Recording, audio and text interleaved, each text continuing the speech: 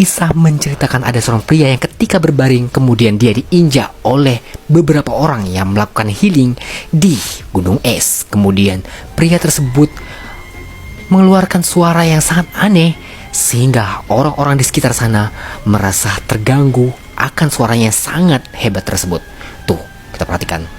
Gunung esnya membelah dan orang-orang tersebut merasa takut. Ketika mereka panik, mereka pergi meninggalkan tempat gunung es tersebut untuk menyelamatkan diri. Kemudian mereka berada di tebing yang sangat tinggi dan siap akan jatuh. Akankah mereka diselamatkan oleh orang aneh ini?